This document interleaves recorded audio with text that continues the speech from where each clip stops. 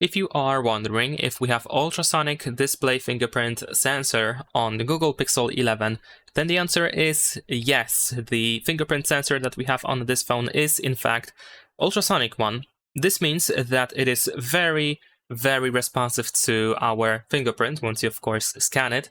And it should also be able to handle, for example, wet fingertips or just like if there's like any obstruction, any sort of abstraction. That shouldn't really be a bigger problem for the sensor. And since it is ultrasonic, it means that usually you can just tap on the fingerprint sensor to unlock your phone. So you don't even have to hold your finger on the sensor. Usually a quick tap is enough to actually unlock your device.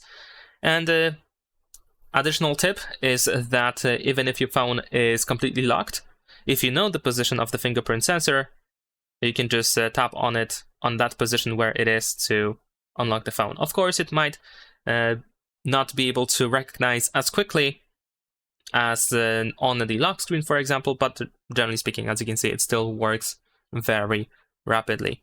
So that's pretty much it. Leave a like and subscribe.